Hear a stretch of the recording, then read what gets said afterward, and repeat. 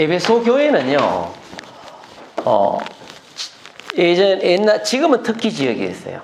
근데 예전에는 소아시아라고 그랬다, 거기를. 소아시아 지역에 있었는데요. 항구를 이렇게 좀 끼고 있는 도시가 돼가지고 아주 부자였어요. 그 도시가. 아주 부자였는데요. 그 도시에 신전이 하나 있었는데 아주 큰 신전이 하나 있었습니다. 돈이 많으니까 신전도 크게 지었어요. 길이만 130m입니다. 130m, 여러분 말이 130m죠. 여러분 100m 달리기 하는 것 좀 한번 생각해 보세요. 그 100m보다 더 길다고 생각해 보세요. 아주 큰 신전이 있었어요. 그걸 아데미 신전이라고 합니다. 여신인데요. 풍요와 다산을 주는 여신이라 그래가지고 그 여신을 섬기거든요. 근데 그 여신을 이제 제사 드리는 신전이 아주 큰 신전이 있었고요. 그래서 에베소에 교회가 이제 세워졌는데 여기가 사도 바울의 3차 전도 여행의 핵심 역할을 합니다. 사도 바울이 여기를 방문해요. 나중에 여기를 방문하는데요. 2차 전도 여행할 때는 방문했는데 좀 그냥 지나갔고요. 잠깐 들렀다 지나가고 3차 전도 여행할 때 여기가 에베소 교회가 완전히 선교의 핵심과 발판을 놓는 아주 중요한 역할을 합니다. 그래서 여러분들이 사도행전 19장 있지 않습니까? 가로되 너희가 믿을 때 성령을 받았냐? 아니라 우리는 성령이 있음도 듣지 못했느라 할 때 이제 성령을 받고 또 주 예수 이름으로 침례도 받잖아요. 그 장면이 에베소 교회입니다. 그 에베소 교회예요. 그래서 그 에베소 교회가 거기서 이제 사도 바울이 결박돼 가지고 조금 있다 이제 결박돼 가지고 예루살렘으로 잡혀가는데요. 거기 에베소 교회가 그런 역사가 많습니다. 그래서 사도 바울이 에베소 교회에 서신을 보내는데요. 다른 건 다 오늘 잊어버리다가 요거 하나만 딱 기억하셔도 돼요. 그럼 여러분 오늘 뭐 그냥 다 들은 건 똑같은 거예요. 뭐냐면요. 에베소서는 교회론에 대해서 제일 잘 나타낸 곳이 에베소서예요. 아주 막 그냥 교회론은 에베소서가 뭐 정말로 여기를 읽어버리면 교회에 대해서는 확실하게 알게 됩니다. 교회가 무엇이냐 하는 것은 에베소서에 가장 잘 나타나 있습니다. 그래서 뭐 갈라디아서나 이런 경우는 이제 그 율법주의 이런 데 대해서 이야기하는 것이고 빌립보나 이런 이제 감옥에서 서신을 볼 때 기뻐라 하면서 막 편지를 주죠. 그런데 이 에베소서만큼은요, 이 교회론에 대해서. 그래서 어떤 학자들은 이렇게 이야기하더라고요. 에베소서는 에베소서는 구약의 창세기와 같은 곳이다. 뭐 이렇게 표현한 분들도 있더만요. 근데 이제 그만큼 에베소서가 또 어렵습니다. 에베소서를 읽어보면 어려워요. 용어들도 좀 어렵고요. 내용이 뭔지 그냥 읽어보면 잘 몰라요. 그래서 오늘은 이제 우리와 그죠? 뭐 그리스도와 우리와 그리고 유대인들이 어떻게 해서 하나가 됐느냐, 어떻게 해서 교회가 됐느냐 하는 것을 우리가 이제 여기서 좀 보면 도움이 좀 되실 것 같습니다. 자, 한번 볼까요? 모퉁이 머릿돌 해놨는데요. 자.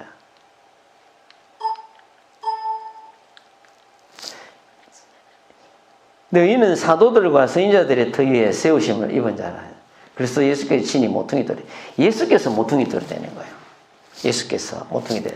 근데 우리가 기초가 어디냐면요. 사도들과 선지자들의 터 위에 세우심을 입은 자라 했잖아요. 이게 이제 기억 성경에 세 번역에는 예언자라고 해놨죠. 사도들과 선지자들의 터 위에 세우심. 기초가 근데. 그리고 결국은 그 밑을 떠받치고 있는 건 누구냐? 예수 그리스도가 모퉁이돌로서 떠받치고 있다. 그런 뜻입니다. 교회 전체를 떠받치는 건 예수께서 떠받치는 거예요. 근데 이 모퉁이돌이요. 맨 모퉁이에 놓여 있는 거라고. 이 뜻은 이 뜻이에요. 근데 자, 모퉁이돌 한번 볼게요. 우리나라 건축할 때는 모퉁이돌이 제일 나중에 들어갑니까? 제일 먼저 들어갑니까? 혹시 아세요? 우리나라는 건축할 때에 모퉁이돌이 뭐냐면 왜 머릿돌이라고 그러기도 하거든요. 성경에는 모퉁이돌이 머릿돌이라고 돼요. 뜻이 그래요. 그 여기다 그거 써놔놓잖아요. 건물 지어놓고 가보면 이렇게 써놨잖아요. 뭐 시공을 언제 했는데 준공을 언제 했다. 그리고 뭐 누가 이렇게 했다. 이렇게 적어 놓잖아요. 그죠? 어떤 건설이 이렇게 했다. 이래가지고 거기다 모퉁이돌, 머릿돌에다 이렇게 적어 놔요. 그게 머릿돌이거든요. 근데 우리나라는 머릿돌을 제일 나중에 합니다. 제일 나중에 해요. 근데 이스라엘은 우리하고 반대예요. 유대인들은 우리하고 반대입니다. 머릿돌을 제일 먼저 놓고요. 그 다음부터 건축을 해나갑니다. 머릿돌을 중심으로 해서. 우리하고는 건축을 똑같이 생각하시면 안 돼요. 그게 제일 나중에 놓는 거하고 제일 맨 처음 놓는 거하고요. 성경의 뜻이 완전히 흩어져 버립니다. 그렇게 되면. 그래서 이 맨 모퉁이에 놓여 있다고 하는데요. 건물의 두 벽을 연결하는 돌이 바로 모퉁이돌, 머릿돌이에요. 제가 여러분 머릿돌, 모퉁이라면 똑같은 겁니다. 그래서 머릿돌이 바로 예수 그리스도. 예수 그리스도가 가장 기초가 되죠. 딱 기초가 되는 겁니다. 베드로한테 예수님이 이야기할 때 이 반석 위에 내가 이 교회를 세우겠다 할 때는 무슨 뜻입니까? 베드로 위에 세우겠다는 말이에요? 아니거든요.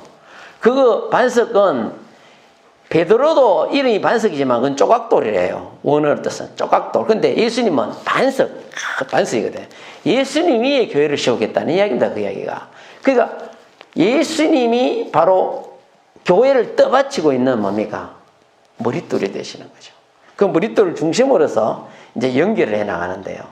자, 보시면 재밌는 게 하나 있습니다. 그 사진을, 이 참 PPT를, 제가 사진을 띄워야 돼요. 어쩔 수 없어요. 머릿돌 예수죠. 근데 보여보시면요. 이 아치형 있잖아요. 아치형. 아치형 있지 않습니까? 우리나라 같은 경우는 독립문 서울에 가면 그 파리 개선문을 본따가 만든 게 독립문이거든요. 파리 개선문도 그래요. 이 아치형 건축이 로마 시대 때는 아치형 건물이 아주 유행했어요. 로마 시대 때. 아치형 건물이 오래됐습니다. 이렇게 된 걸 아치형이라 하잖아요. 이렇게 된 걸. 근데 이 아치형 건물에 로마 시대 때는 막 그냥 거의 건물 지으면 아치형으로 짓습니다. 아치형이 굉장히 로마 시대 때 유행했던 건축물 구조예요. 근데 여러분 이거 한번 보세요. 멀어서 보이시겠나? 요 중간에 딱 보면 돌이 튀어나와 있어요. 이렇게 부채꼴 모양으로 이렇게 튀어나와 있죠. 이렇게 튀어나와 있고 다른 거는 가지런하게 이 치아 이빨 모양으로 가지런한데 요것만 이렇게 또 덧니같이 이렇게 튀어나와 있습니다. 중간에 딱 튀어나와 있죠. 예, 여기 튀어나와 있죠. 요게 머릿돌이에요. 여기 머릿돌입니다. 아치형 건물에서는 이게 머릿돌이에요. 그 아치형도 여러분 한번 보여드린 겁니다, 제가. 아치형에서는 여기에 머릿돌인데요. 이 머릿돌은 여러분, 기초석이기 때문에 이스라엘 사람들은 머릿돌을 기초석으로 생각해요. 제일 밑에 놓는 기초석으로 생각하기 때문에 건축물의 양쪽이 있잖아요. 이쪽과 이쪽 있지 않습니까? 이쪽과 이쪽에 하중을 견뎌야 돼요. 딱 붙었단 말이에요. 무슨 말인지 이해하시겠습니까? 딱 붙들고 있기 때문에 이 돌은요, 이 돌하고는 다르게 뭐냐면 어떠해야 되냐면 견고해야 돼요. 그리고 아주 단단해야 됩니다. 이 돌은요. 단단하고 견고한 돌을 갖다가 여기다가 딱 먼저 설치를 딱 해요. 한 다음에 이쪽으로 오른쪽으로 쪼르르 왼쪽으로 쪼르르 한데 이 양쪽이요.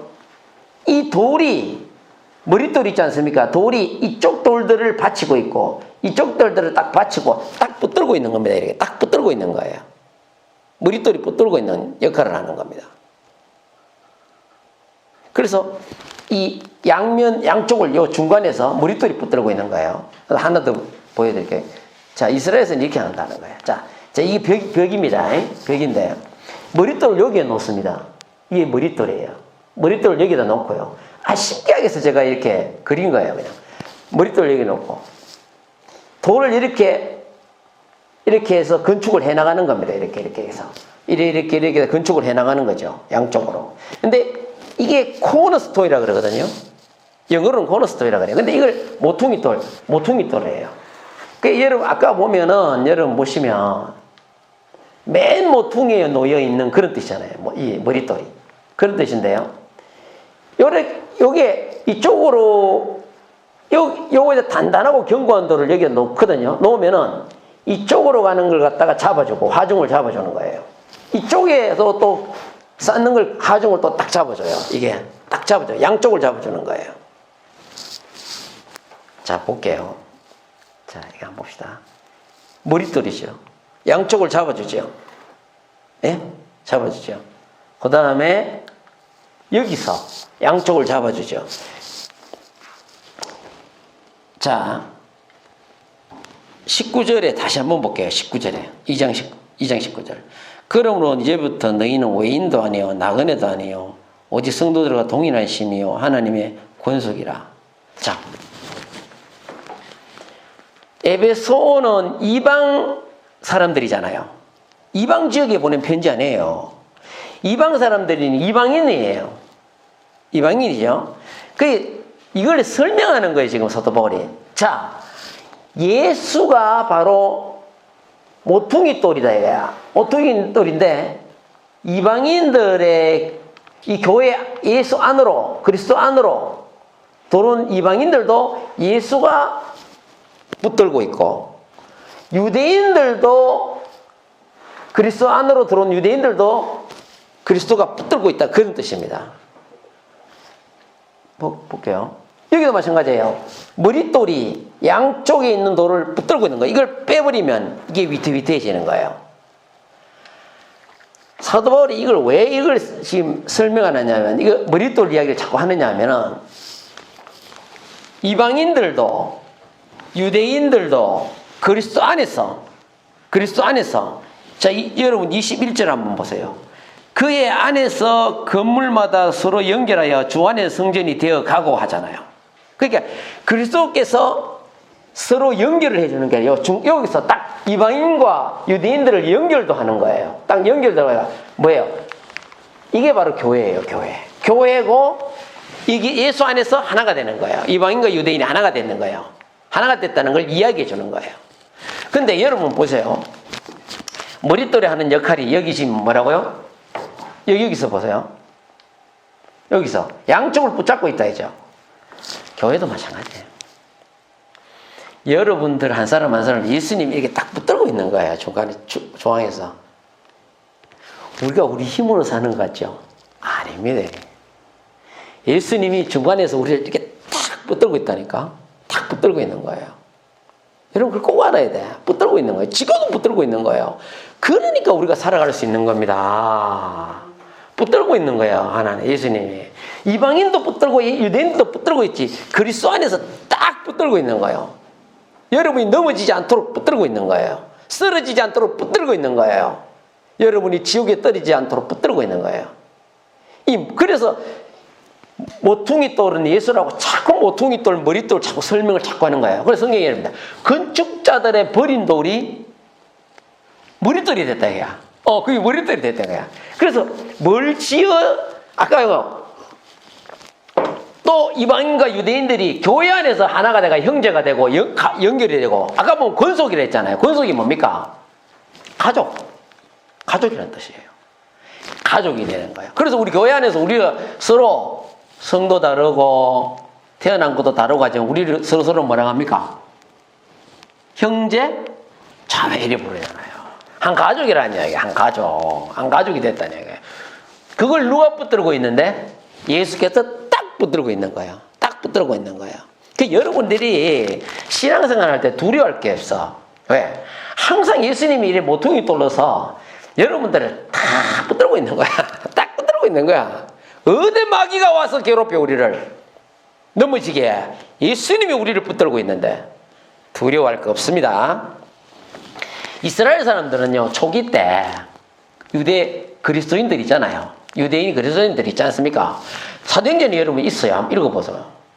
유대인들한테만 가서 전도했어요. 참 왜냐면 유대인들만 구원받는다고 생각했거든. 유대인들한테만 가서 복음을 전했다니까. 사도행전에 나와요, 그게. 사도들도 그랬어요, 사도들도. 처음에는.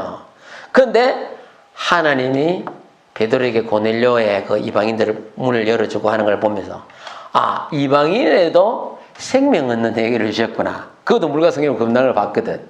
그래서 이방으로 이제, 이방인들도 그리스도 안으로 다 교회 안에서 하나가 된다는 걸 알게 된 거예요. 그래서 이방인들에게 이제 복음을 전하고 사도 바울이 세우심을 입는 겁니다. 이 세울 때, 딱 세울 때요. 보세요. 여기 보면요. 20절 한번 다시 눈으로 따라가세요. 20절. 너희는 사도들과 선지자들의 터에 세우심을 입은 자라. 그래서 예수께서 친히 모퉁이 돌이 되셨네요. 여기서 터위에 세우심을 입은 자라 그랬잖아요. 터위에 세우심을 입은. 자, 터위에 세우심을 입은 자라. 세우심을 입은 자인데요. 자, 그러면 이 교회를 어떻게 세웠느냐? 여기에 건축했다는 말이거든요. 볼게요. 이 세우심을 입었다는 건 건축을 했다는 이야기예요. 건축. 집을 짓다 이거예요. 짓는데, 자, 여기서 보시면, 집을 짓는데, 부자, 그리스도 안에서 어떻게 하나가 되는 걸 보여주는 거예요. 세우심을 입는 거예요. 부자, 가난한 자, 교회 안에 들어 다 한 형제 자매가 되는 거예요.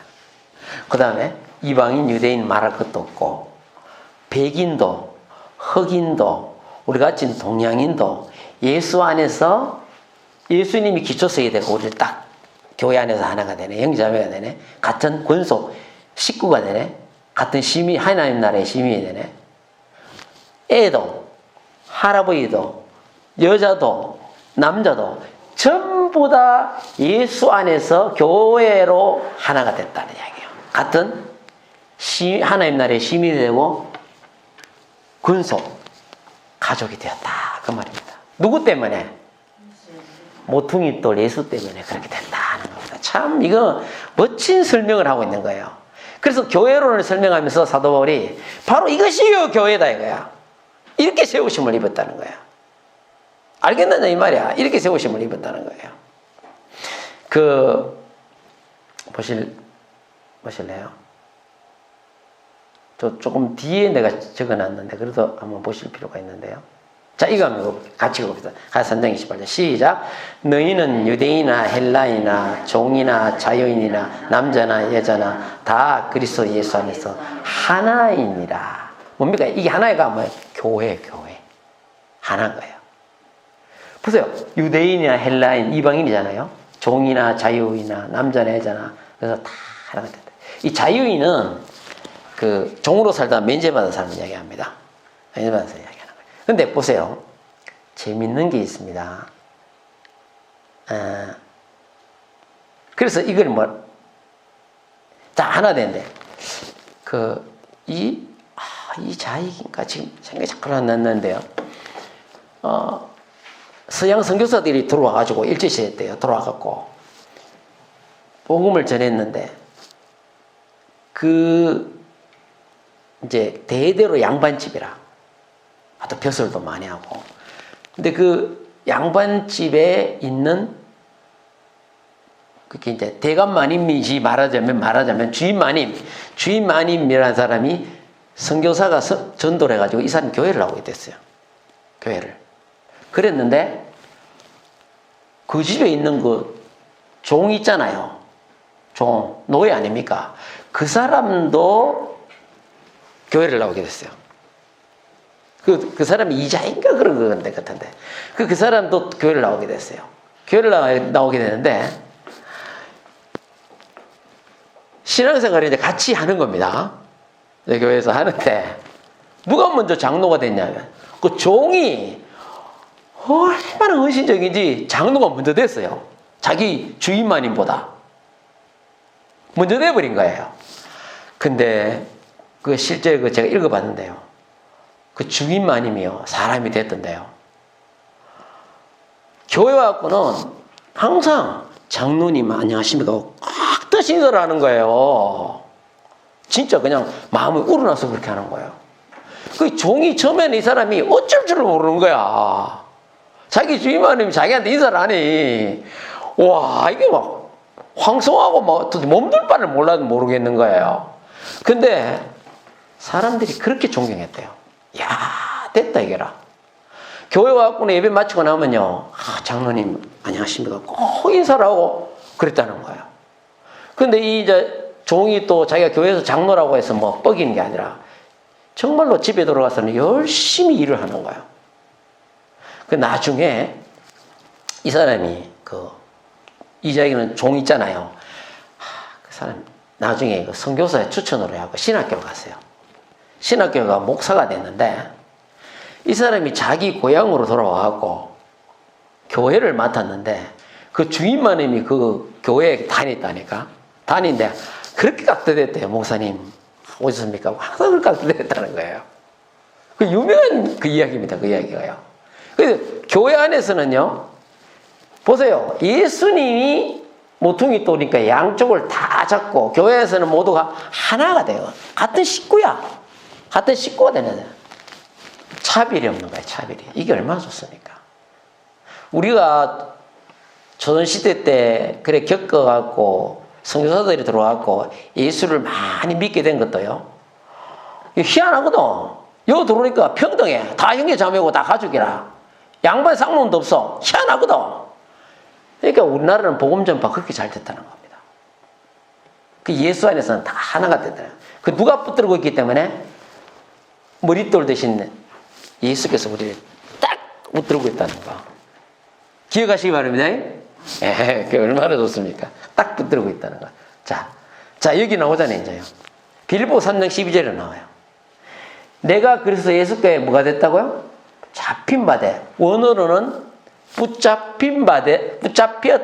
붙잡히다 그런 뜻입니다. 붙잡다. 네, 딱 우리를 예수께서 딱 붙잡아 있다. 유대인도, 헬라인도, 종도, 부자도, 주임마님도, 사장님도 딱 붙들고 있다는 거예요. 그래서 우리 교회 안에서 하나가 돼 있다 하는 겁니다. 자, 이거는 약간 했고요. 그래서 서로 연결해서 주 안에 성전이 되간다. 성전, 우리가 성전이잖아요. 성경에. 예, 우리가 성경, 교회, 그죠? 그 다음에 오직 성도도 동일한 시민이요 하나님의 권속이었다 이야기를 해줍니다. 참 얼마나 좋은 게입니다. 우리는 예수 안에서 한 식구입니다. 서로 사랑하는 것이 가장 중요한 것입니다.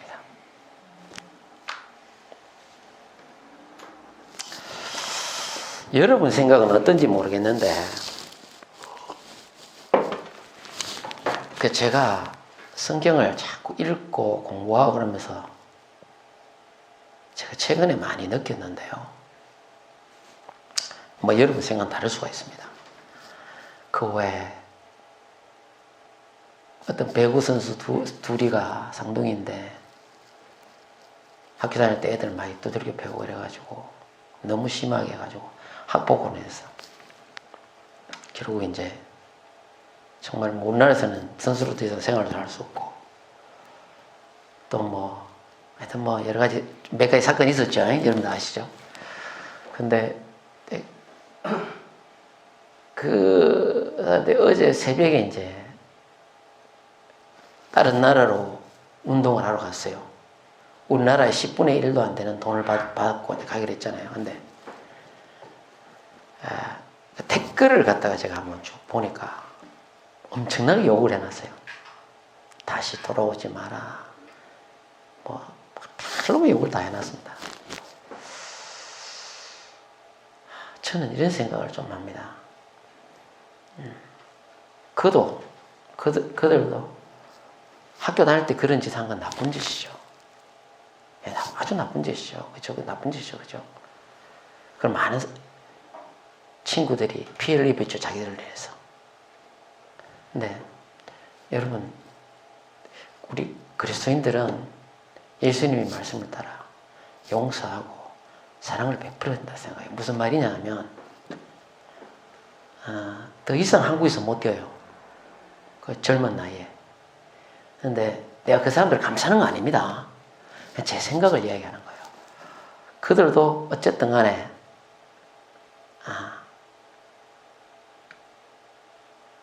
하나님 악인과 선이 골고루 비를 내려준다 했잖아요. 그죠?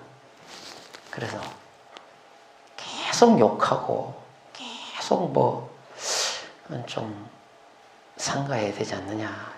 제가 그런 생각이 들더라고요. 그 정도면 됐다고 생각해요. 이제 절로 갔잖아요.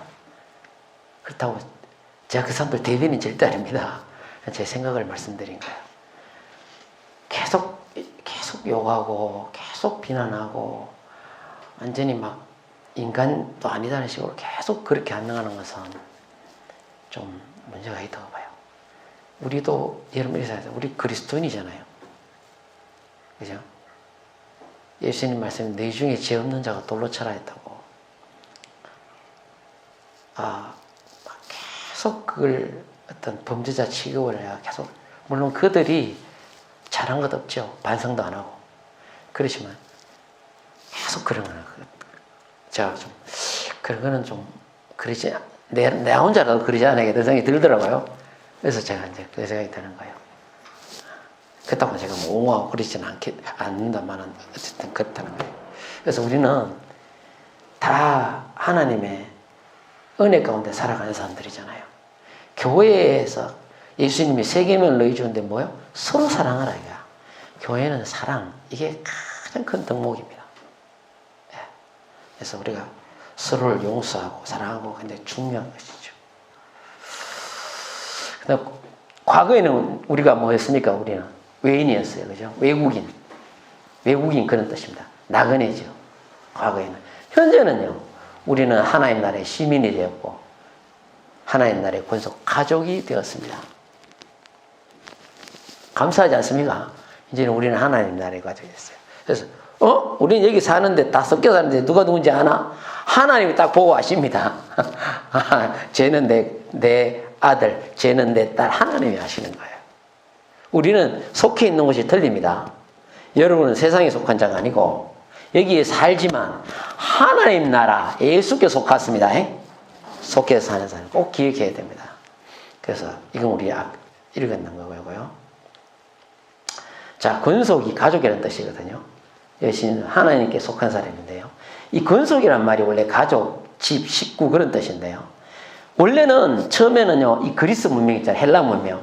헬라 문명의 그 영향 아래에 지역이 있는 걸 갖다가 권속이라고 그랬어요. 그리스 사람도 이렇게 이야기합니다. 우리 문명을 사랑하고 우리 문명을 갖다가 따라하는 나라들은 전부 다 우리의 가족이다. 이랬었어요. 처음에. 그때 이 용어를 썼습니다. 권속이라는 용어를 썼어요.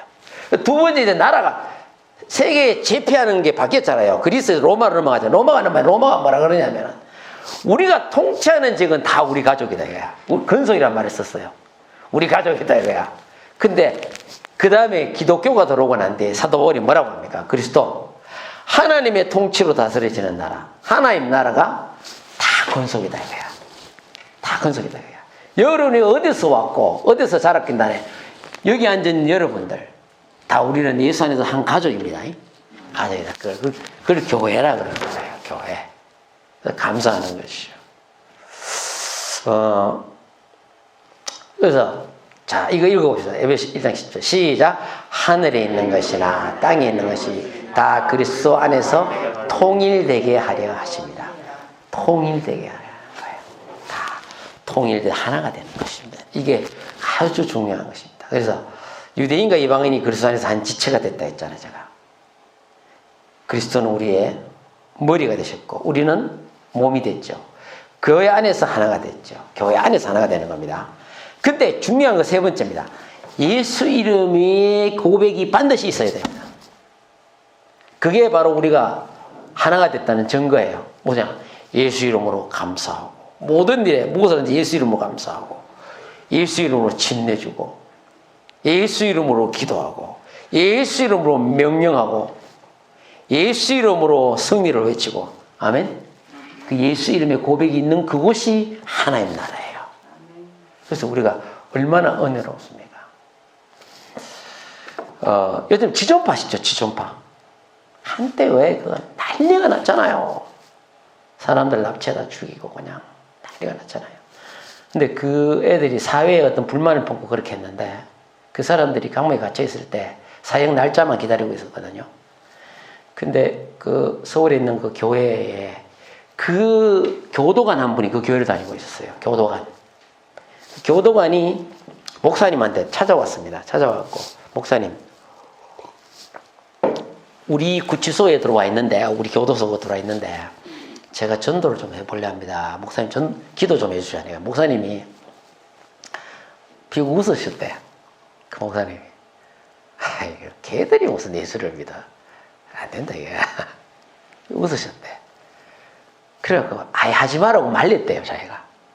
그러니까, 아이고, 아닙니다. 그들도 하나님의 형상을 따라 만든 한 영혼입니다. 불쌍한 영혼들 아닙니까? 그래도 구원받아야지요. 하고 이제 돌아가서 이 사람이 매일 찾아가서 전도를 했답니다. 앞에서, 그 문 앞에서. 전도를 하는데, 이 사람들 중에 다 예수 믿은지 모르겠습니다, 제가. 근데 그 중에 하여튼 간에 어쨌든 몇몇이라도 그 중에 예수 믿는 사람이 나타나기 시작했어요. 받아들인 거예요. 받아들이고 울면서 회개하고 그렇게 받아들이다 하네. 근데 안타깝기는 참 물과 성령을 겁나는 이 복음을 전해줘야 되는데 참 안타깝기는 어쨌든 그들이 다 예수를 믿고 되고 회개하고 끝까지 왔대요. 그리고 울면서 얘기하면서 이 집사님이 교회에 와서 간증을 했네. 그들이 드디어 예수 믿고 회개하고 그들이 그렇게 했다고 하니까 그 목사님이 나중에 그 집사님한테 가서 사과했다고 하대. 하나님이 구원 못할 사람이 없는데 도저히 나는 그때 믿지 못했다. 집사님 죄송합니다 하고 그렇게 미안합니다 하고 그때 목사님이 사과를 하더라는 거예요. 여기 보세요. 결국 다 사형당했죠. 다 사형당했습니다. 참 우리가 이런 거 보면 예수 안에서 예수 그리스도 안에 들어와서 사는 것이 이렇게 다 축복인데, 그죠? 축복이고 우리 아까 읽었고요. 그래서 우리가 모두가 하나가 됐다는 거 꼭 기억하시기 바랍니다. 그래서 다시 한번 우리가 이 말씀을 읽기 전에 제가 한 번 더 강조하고 싶습니다. 머릿돌 제일 먼저 탁 놓죠. 그 다음에 우리가 놓여지죠. 누가 우리를 붙든다고요? 예수께서 우리를 붙들고 계시다는 거. 지금 보이진 않지만 여러분들을 붙들고 계신다는 걸 믿으시기 바랍니다. 예수님이 딱 붙들고 있는 거예요. 한번 붙든 것은 예수님이 절대로 놓치지 않으실 겁니다. 절대로 안 놓치실 거예요. 그래서 우리 시민권은 어디 있는지 읽고 우리가 마무리합니다. 빌립보 3장 12절 시작. 그러나 우리나 하늘에 있는지라 거기로부터 구원한 자 곧 주 예수 그리스도를 기다리려니 시민권이 어디 있다고요? 하늘에 있는지라. 우리의 시민권 하늘에 있습니다. 여러분 주민등록이 하늘에 거기 있다고요. 주민등록에 딴 데 있는 거 아닙니다. 여러분 언젠가 우리는 예수 그리스도를 만나게 될 겁니다. 기다리시는 예수님과 만나서 막 안고 할렐루야 외치는 그날까지 여러분들 하나님 앞에 더 주님을 잘 믿고 섬기는 여러분이 되시기를 예수 이름으로 축원합니다. 네, 여기까지 하겠습니다.